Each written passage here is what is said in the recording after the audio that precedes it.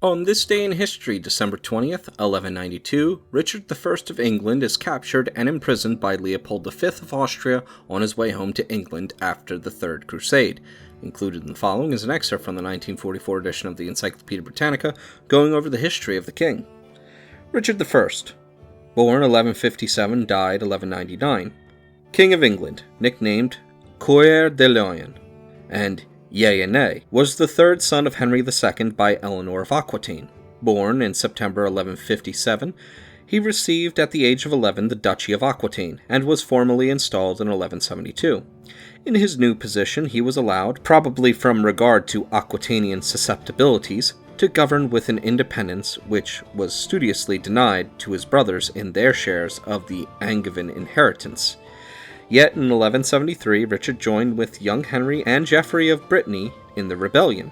Aquitaine was twice invaded by the old king before the unruly youth would make submission. Richard was soon pardoned and reinstated in his duchy, where he distinguished himself by crushing a formidable revolt, 1175, and exacting homage from the Count of Toulouse. In a short time he was so powerful that his elder brother Henry became alarmed and demanded, as heir apparent, that Richard should do him homage from Aquitaine. Richard, having scornfully rejected the demand, a fratricidal war ensued. The young Henry invaded Aquitaine and attracted to his standard many of Richard's vassals, who were exacerbated by the iron rule of the Duke. Henry II marched to Richard's aid, but the war abruptly ended with the death of the elder prince, 1183. Richard, being now heir to England and Normandy, was invited to renounce Aquitaine in favor of Prince John. The proposal led to a new civil war, and although a temporary compromise was arranged, Richard soon sought the help of Philip Augustus, to whom he did homage, for all the continental possessions in the actual presence of his father. Conference of Bon Moulin, November 18, 1188. In the struggle which ensued, the old king was overpowered, chased ignominiously from Le Mans to Angers, and forced by peace by conceding all that was demanded of him, in particular the immediate recognition of Richard as his successor. But the death of Henry II, 1189, at once dissolved the friendship between Richard and Philip. Not only did Richard continue the continental policy of his father, but he also refused to fulfill his contract with Philip's sister, Alais, to whom he had been betrothed to at the age of 3. An open breach was only delayed by the desire of both kings to fulfill the crusading vows which they had recently taken. Richard, in particular, sacrificed all other interests to this scheme, and raised the necessary funds by the most reckless methods. He put up for auction the highest offices and honors, even remitting to William the Lion of Scotland, for a sum of 15,000 marks, the humiliating obligations which Henry II had imposed at the Treaty of Falaise. By such expedients he raised and equipped a force which may be estimated at 4,000 men-at-arms and as many foot soldiers, with a fleet of 100 transports, 1191. Richard did not return to his dominions until 1194, but his stay in Palestine was limited to 16 months. On the outward journey he wintered in Sicily, where he employed himself in quarreling with Philip and in exacting satisfaction from the usurper Tancred for the dower of his widowed sister, Queen Joanna, and for his own share in the inheritance of William the Good. Leaving Messina in March 1191, he interrupted his voyage to conquer Cyprus, and only joined the Christian besiegers of Acre in June. The reduction of that stronghold was largely due to his energy and skill, but his arrogance gave much offense. After the fall of Acre, he inflicted a gross insult upon Leopold of Austria, and his relations with Philip were so strained that the latter seized the first pretext for returning to France, and entered into negotiations with Prince John for the partition of Richard's realm.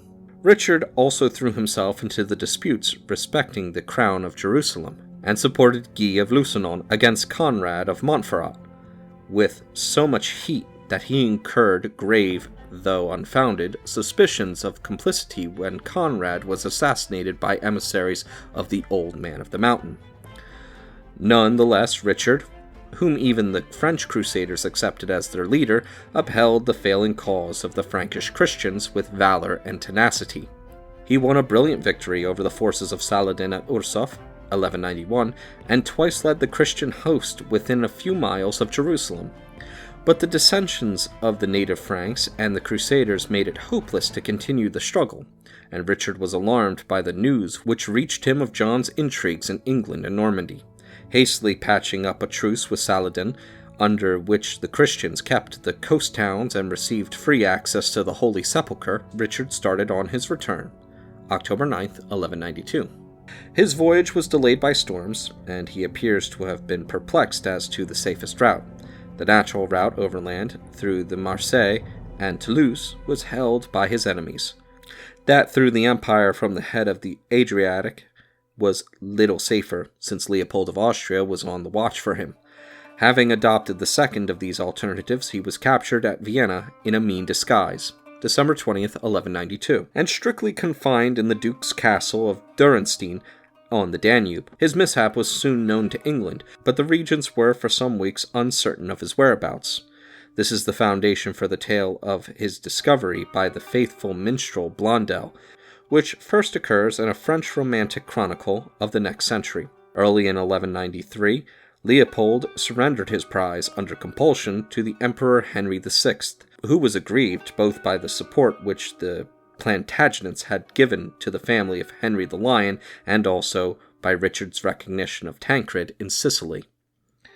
Although the detention of a crusader was contrary to public law, Richard was compelled to purchase his release by the payment of a heavy ransom and by doing homage to the emperor for England. The ransom demanded was 150,000 marks. Though it was never discharged in full, the resources of England were taxed to the utmost for the first installments, and to this occasion we may trace the beginnings of secular taxation levied on movable property. Richard reappeared in England in March 1194, but his stay lasted only a few weeks, and the remainder of his reign was entirely devoted to his continental interests. He left England to be governed by Hubert Walter, and his personal authority was seldom asserted except by demands for new subsidies. The rule of the Plantagenets was still popular in Normandy and Aquitaine, but these provinces were unable or unwilling to pay for their own defense. Though Richard proved himself consistently the superior of Philip in the field, the difficulty of raising and paying forces to resist the French increased year by year. Richard could only stand on the defensive. The keynote of his later policy is given by the building of the famous Château Gaillard at Les Andelys, 1196, to protect the lower courses of the Seine against invasion from the side of France. He did not live to see the futility of such bulwarks. In 1199, a claim to treasure trove embroiled him with the Viscount of Limoux. He harried the Limousin and laid siege to the castle of Chaillot. While directing an assault, he was wounded in the shoulder by a crossbow bolt, and, the wound mortifying from unskilled treatment or his own want of care, he died on April the 6th, 1199. He was buried by his own desire at his father's feet in the church of Fontevraud. Here his effigy may still be seen. Though contemporary, it does not altogether agree with the portraits on his great seal, which give the impression of greater strength and even of cruelty. The Fontevraud bust is no doubt idolized. The most accomplished and versatile representative of his gifted family, Richard was, in his lifetime and long afterwards, a favorite hero with troubadours and romancers. This was natural, as he belonged to their brotherhood and himself wrote lyrics of no mean quality. But his history shows that he by no means embodied the current ideal of chivalrous excellence. His memory is stained by one act of needless cruelty, the massacre of over 2,000 Saracen prisoners at Acre, and his fury, when thwarted or humbled, was ungovernable. A brave soldier, an experienced and astute general, he was never happier than when engaged in war. As a ruler, he was equally profuse and rapacious. Not one useful measure can be placed to his credit, and it was by a fortunate accident that he found, in Hubert Walter, an administrator who had the skill to mitigate the consequences of a reckless fiscal policy. Richard's wife was Berengaria, daughter of Sancho VI, King of Navarre, whom he married in Cyprus in May 1191. She was with the king at Acre later in the same year, and during his imprisonment passed her time in Sicily, in Rome, and in France. Husband and wife met again in 1195, and the queen long survived the king. residing chiefly at Le Mans. She died soon after 1230. Berengaria founded a Cistercian monastery at Espoo.